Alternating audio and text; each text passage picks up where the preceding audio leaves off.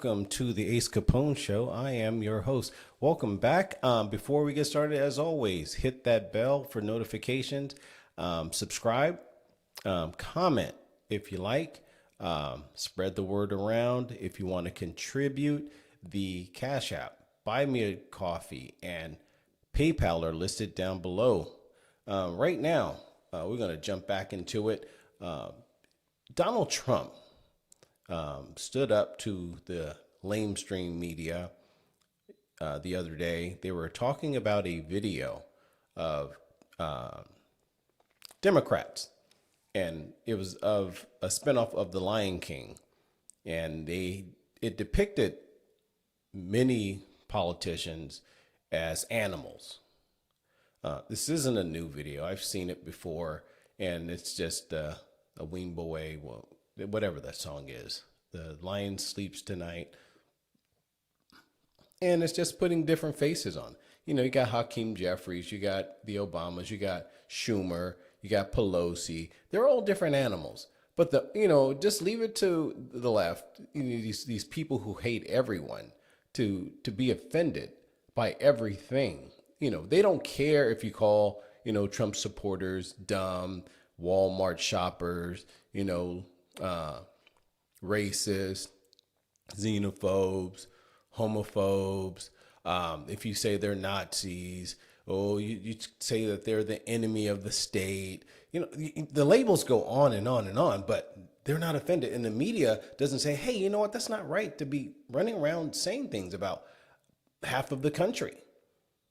They could care less. Trump did not make this video. He just reposted it. And somehow it was the tail end of the video that was playing of that video, and it was leading into another video. And everyone pretends to be offended because the Obamas are being depicted as monkeys. So what? You have Trump depicted as all types of things with the orange skin, they mock his hair, they talk about, they try to talk about his sons. There's nothing out of bounds when it comes to Donald Trump, but as soon as Donald Trump says something or does something, they act as if this is the only person who's offensive in this country. A lot of people are offensive in this country. And we should get back to the basics where we have to be able to have a sense of humor. We have to be able to, have thicker skin to say, you know what, it was funny. I like the music. I thought it was cute. What's the problem? Move on. And people need to tell these people to shut up. Instead of, engaging them and trying to apologize and say, oh, we should take the video down. Just say, shut up. Stop your whining. The people on The View say some foul things about President Trump, and they never apologize. They accuse him of being all different types of things without any proof. And they're never held accountable.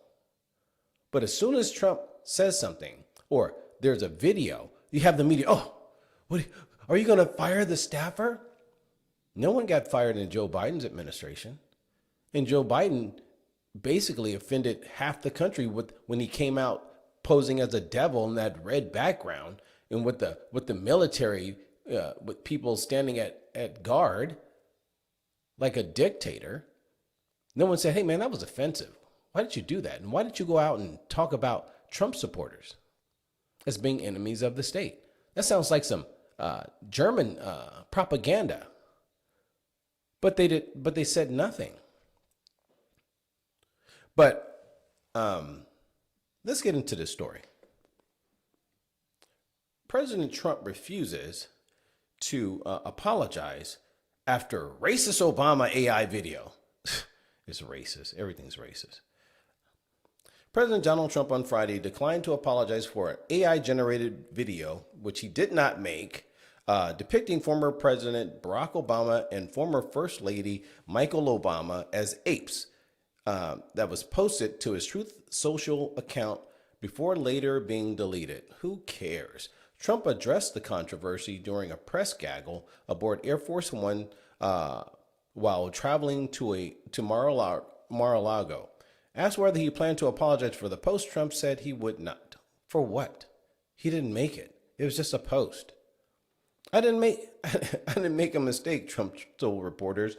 The video was posted Thursday night, included baseless conspiracies about the 2020 election. See, they can tell you that 2020 was baseless, but we know that there's proof that there was some shady going on in the 2020 election. You know, the fact that they didn't do any research, the fact that they didn't investigate, you know, the media is free to say that, oh, it's baseless because, well, we didn't go investigate it, so of course it's baseless. Followed by a brief clip at the end showing the Obama's faces superimposed on bodies of apes. There was more to that video than that. If they were an honest press corps, they would have found the whole video. The post sparked immediate condemnation from members of Congress in both parties and media figures who described it as racist. It's not racist. How is he affecting Obama? Obama's still stealing money from Netflix and other things. That dude's a con artist. During the gaggle, a reporter asked whether Trump would fire the staffer from whom the White House later blamed for posting the video. No, I looked at it. I didn't see the whole thing. I gave it to the people. They posted it, Trump said. Earlier Friday, White House Press Secretary Caroline Leavitt initially defended the post, dismissing criticism as fake outrage. It is fake outrage. She should have jumped all over them. This is from an internet meme video depicting President Trump as the king of the jungle, Leavitt said in a statement, and it was. And several hours later, the video was removed from Trump Truth Social account, and an unnamed White House official said the post was made in error by a staff member. A White House staffer erroneously made the post. It has been taken down, the official said. And just like that, boys and girls, the beast has been vanquished. And they have the audio. I'm not sure if I can play that, but let's see. The media post that you took down earlier today, the White House says that a staffer sent it. Who sent it, and are you going to fire them? I looked at it. No, I looked at it. I saw it, and I just looked at the first part. It was about voter fraud in someplace, Georgia. There was a lot of voter fraud, 2020 voter fraud, and I didn't see the whole thing. I guess during the end of it, there was some kind of a that people don't like. I wouldn't like it either, but I didn't see it. I looked at the first part, and it was really about voter fraud in and the machines, how crooked it is, how disgusting it is. Then I gave it to the people. Generally, they look at the whole thing, but I guess somebody didn't, and they posted, and we took it down, and we turned it, you know. But that was a voter fraud that nobody talks about. They don't like to talk about that post. We took it down as soon as we found out about it. Mr. President, a number of Republicans are calling on you to apologize for that post. Is that something you're going to do? No, I didn't make a mistake. I mean, I look at a lot of thousands of things, and I looked at the beginning of it. It was fine. And they had that one post, and I guess it was a takeoff. By the way, a lot of people covered. If you look at where it came from, I guess it was a takeoff on The Lion King, and certainly it was a very strong post in terms of voter fraud. Nobody knew that was at the end. If they would have looked, they would have seen it, and probably they would have had the sense to take it down. But that was a takeoff on The Lion King, and a lot of people were covered on different in different positions. So, but I spoke to Tim Scott. He was great. Tim is a great guy. He understood that 100%. Go ahead, Mr. President. They're always going to find a Republican to whine and agree with the media. I don't understand why these guys open their mouths. Why would Tim Scott even opine on this? This guy should have said, hey, you know what? No comment. You know, it was a video. I'm not going to get caught up in this nonsense. But people don't say that. They just go on the record. Oh, I'm offended. That was racist. It's not racist, man. It's not affecting anyone's life. It was a joke. Just as they sit around and say, oh, Trump's a pedo. You know, that's not a funny joke, but Democrats are allowed to say it. And the fact that they are here complaining and wanting people fired, they didn't ask for anyone to be fired. in the Biden administration. And I'm glad Trump stood his ground and said, no, I'm not going to do any of that. But in the Trump's administration, they do fire people. And that is a segue into this story about Kristi Noem firing a high-ranking DHS official for allegedly leaking sensitive materials. And during his first term, there was a lot of leaks in the Trump administration. These people were just leaking like Siths. They were out there just giving up information, trying to sabotage the campaign.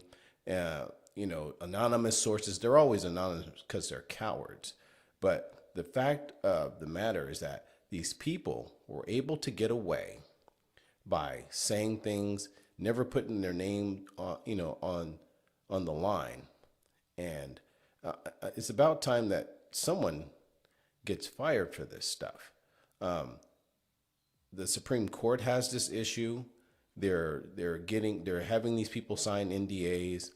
But the thing is, people are always going to tell what they know because they want to get paid. They pay these people for these things. And if they're not paying them, it's like, well, I'm going to drop this information out there, even though I don't want my name out there. It's not substantiated because I'm just going to be an anonymous source, and anonymous sources can't be verified.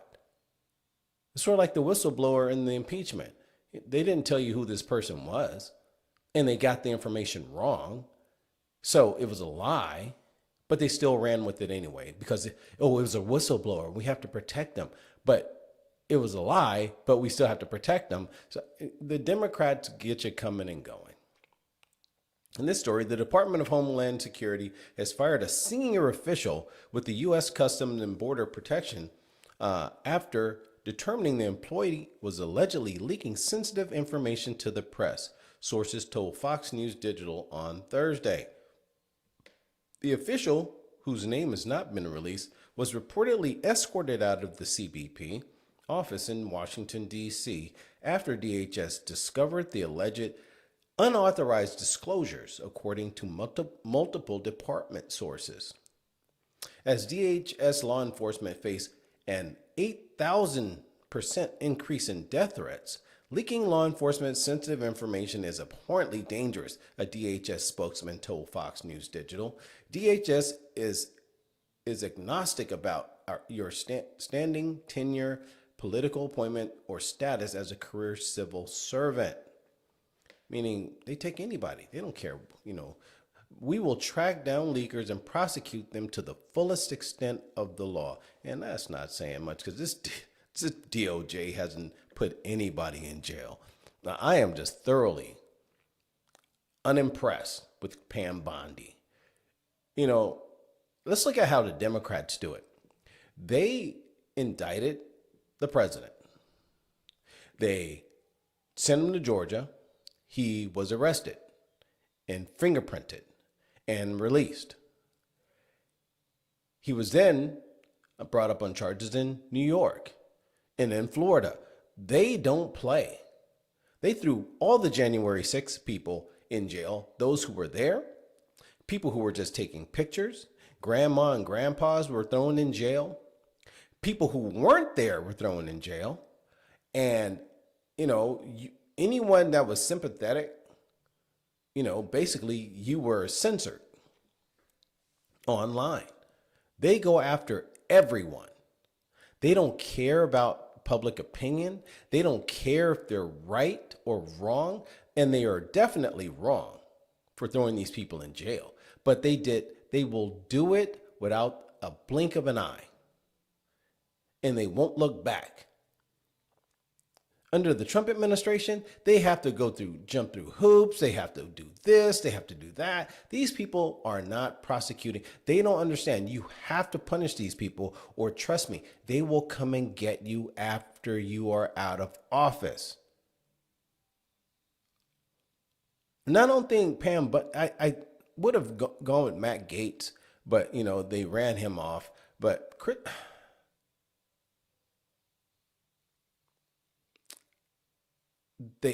they have Pam Bondi, but Pam Bondi isn't really effective.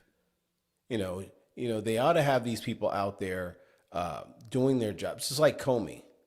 They picked someone who wasn't, they say, qualified. They made a couple of mistakes, but all of a sudden now, oh, we can't throw this guy in jail because the statute of limitations are up. They didn't care about statutes of limitations, with Trump. They extended it. They went after him for misdemeanors and turned them into felonies. So don't tell me that the Department of Justice can't do things. The leaks are said to involve sensitive personnel data about CBP employees and details about ongoing negotiations related to the southern border wall, sources said. The disclosure of such information raised concerns within the department, prompting immediate action. The news comes just days after a Fox News digital investigation revealed the existence of an underground communications network being used by anti-U.S. immigration and custom enforcement agitators across the country. The tactics employed by these groups include doxing ICE agents, and this is why they wear masks. Antifa is wearing masks. No one beats them up and takes their mask off and say, hey, you better show your face. But these people are doxing agents, and they're going to their homes. They're calling their homes. They're following people. So they have the right to cover their face. But why isn't the mainstream media telling the public this? They say, oh, ICE is covering their face. They're disappearing people. They're just arresting Americans. You're not an American. And if you are an American and you get caught up, they're going to release you anyway. Don't resist. Go down. Say, hey, man, I have all my information. I'm an American. Okay, see you later. Go home. If you cast a wide net, you're going to get a couple of people, But those are the people that they're focusing on. They're not focusing on the criminals. And you are a criminal, even if you come here illegally and you're just working. You came into the country illegally. You are a criminal. You should be deported. The tactics employed by these groups include doxing ICE agents, tracking their license plates, and releasing personal information about them. Wow, the media's not talking about that. Last week, FBI Director Kash Patel stated that the agency is investigating Signal messaging chats, which have enabled agitators to coordinate efforts to obstruct and confront federal agents in Minneapolis and other cities nationwide. It remains unclear whether the officer who was fired on Thursday had any involvement in the Signal Group activities, as sources within DHS could only confirm that leaks were made to the press. How can you put law enforcement in jeopardy and have a good conscience as an American? You have too many factions in our country. We have Marxists, we have communists, we have socialists, we have anarchists, we have illegals who are working against our country. We have so many bad actors. We have people from China. We have people from Russia. We have people from Afghanistan. We have people from Pakistan. We have people that are coming from all the countries who are either jealous of us or they hate us. You have people from India here. You have people from Somalia here, and they hate our country, but they're scamming us and taking our money, and no one's going to jail for that. They put a couple of people about the daycares fraud in jail, but as soon as the Democrats get in office, they're going to let those people out. And the simple fact of the matter is that the fraud is still ongoing. And it's from people who don't belong in our country. They're in our institutions. They're stealing secrets. There are no secrets in America anymore because we're allowing people who don't belong in our country to become politicians. They're trying to influence our laws and how we enforce them. You have people like Ilhan Omar out here saying, "Oh, abolish ICE." Woman, you're not even a real citizen. And you're out here trying to tell us how to run our country, and you're from a failed country. You're from an S-hole country, and you're sitting here trying to tell us what to do. It's like this Super Bowl, which was not super at all. And most people ran off and watched Turning Point. And Turning Point had Kid Rock and some other artists as an alternative to the garbage that Hollywood and the NFL. The NFL is a failed institution. I'm just going to say it. They're full of nothing but activists. They hate America. They are for every stupid activist organization to shame and bash America. And they should be called out for it. They should lose their tax exempt status. They should lose any type of subsidies that they get, any tax write-offs. They should lose it because they are political. And any sports team that engages in politics should be penalized. Your job is to entertain, not sit here and try to dictate to the public that pays for this sad form of entertainment, because the quality of the game has gone down. I'm going to just be absolutely honest. I don't watch the NFL. I watch college, and college is going to hell too. Because of NIL, you have people who are being paid who aren't even developed yet, getting paid millions of dollars, hundreds of thousands of dollars to play like crap. They play like crap. And they're getting paid. And they're walking around flashing Rolexes. They're out here driving cars that they would never, ever drive if they weren't getting paid to play sports. And that is not why they wanted to get paid. They said, I can't go on a date. I can't buy shoes. I can't buy food. Well, they should have said, you know what? We're just going to give you a stipend of $3,000 a month. And if you can't make it on that, tough. But now you open up the gates of hell to let these people influence these students to jump ship, to go from school to school. Now it's just a free-for-all in college. There's no loyalty. No one is long-term. And if you're a true fan of college football, it just really turns you off, because you're like, yeah, we got this guy coming this year, but he could be gone next year, because he really doesn't want to be here for the team. He's here for the money. And if you're winning in college football and any other sport, you're just basically buying the best team you could buy to put on the field or the court. So it's not that, we're number one. No, you just bought the best team. You got mercenaries who are out there just, ball for hires to say, hey, we'll help you win so we can get our name out there. And these guys are jumping from team to team, so they really don't have a resume. They have no consistency. So these players aren't being developed. And when you get to the NFL and they're missing tackles, dropping passes like they were last night, it's like, wow, they get paid for this? Yeah, okay.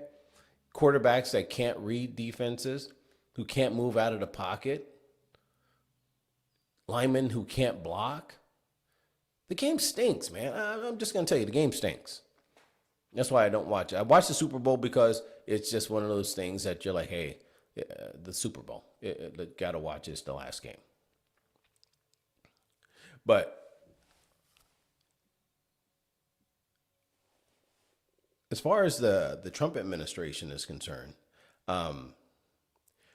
they need to get out there and start putting people away.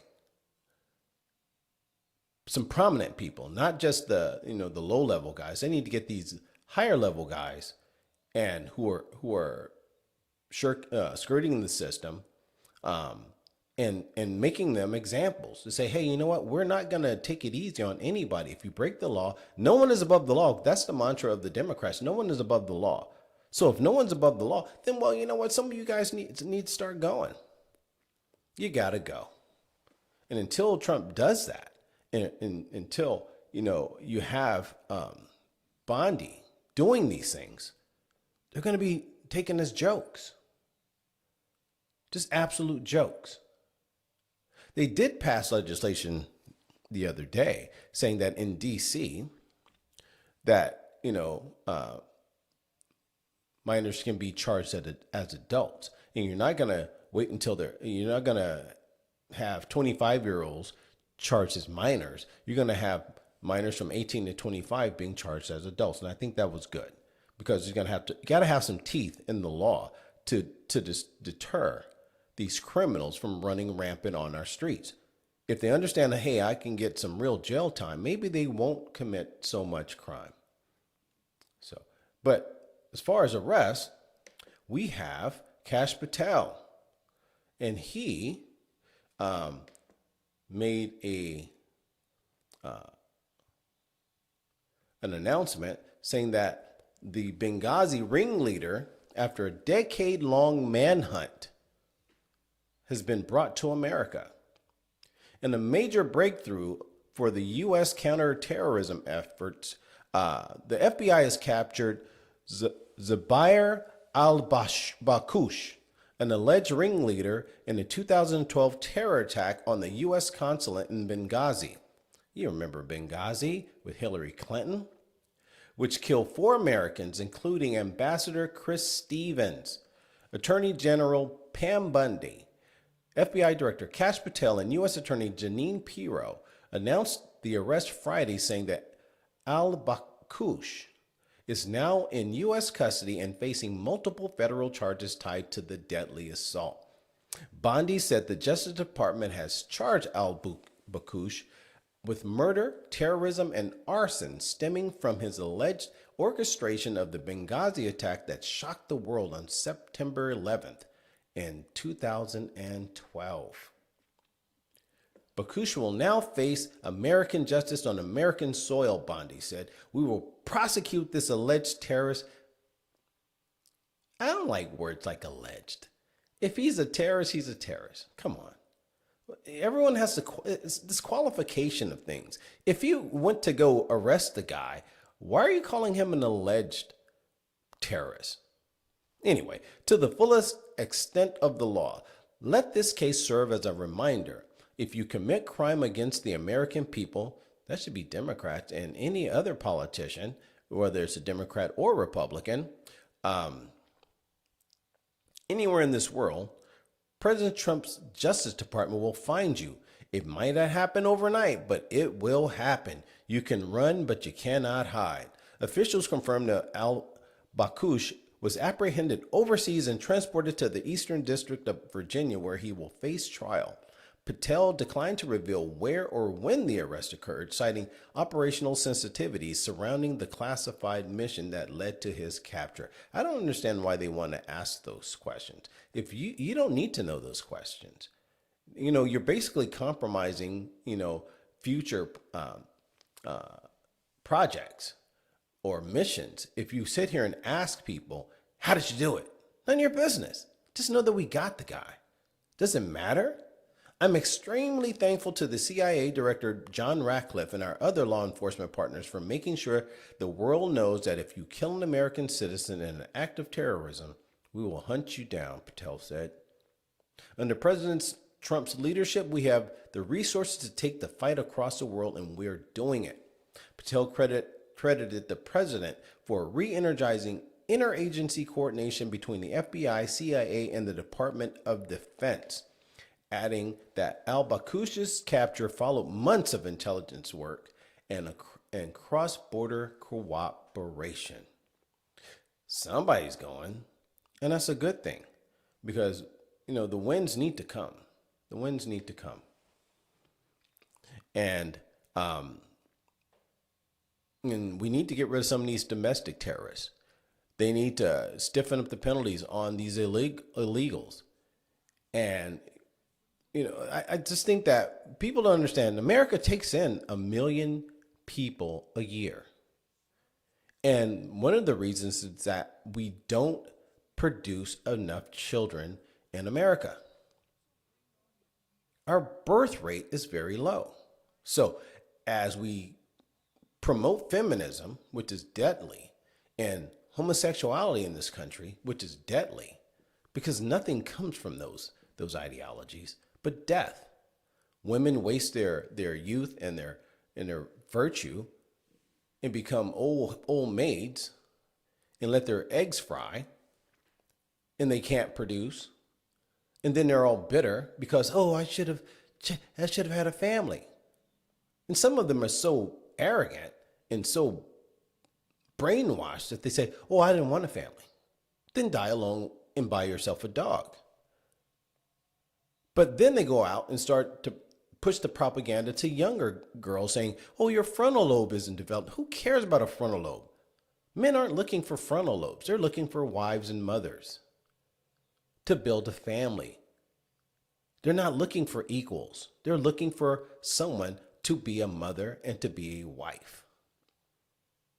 But feminism and liberalism hates women. It teaches women not to be feminine. It teaches women to be masculine. It teaches women to compete as men. Go out in the workforce, compete like a man, talk like a man, curse gratuitously. Refuse men and their proposals. Be miserable. Get on psychotropic drugs because you are depressed. So you have lots of women on antidepressants because they're miserable. But the media is not going to tell you that. Women, once they get into their 30s, they're like, wow, I need a man.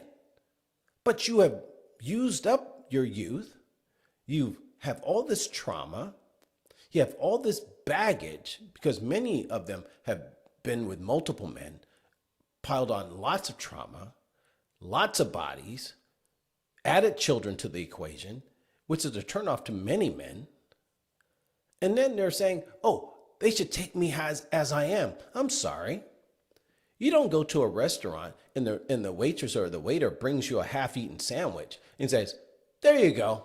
You can finish the rest. The hell if I will.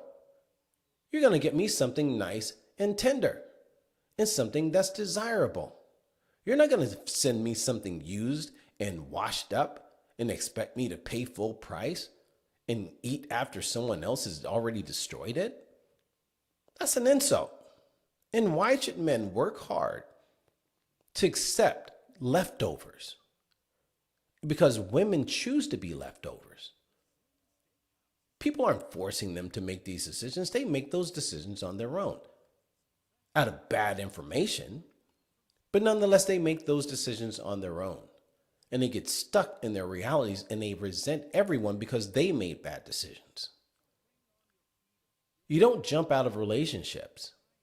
You stay there. You stick it out. And unless you're being abused physically and mentally, is so subjective. But the thing is, if the guy is providing for you, if the guy is treating you well, you stay in that relationship. You take care of your family.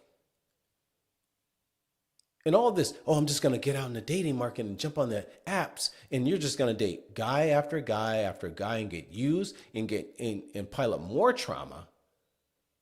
And then you're going to say, man, I should have stayed where I was. But anyway, enough of that. Let me know what you think down in the comments. Subscribe, hit the bell for the notifications. And until then, this is your boy, Ace Capone. And as always, peace. And I'm gone.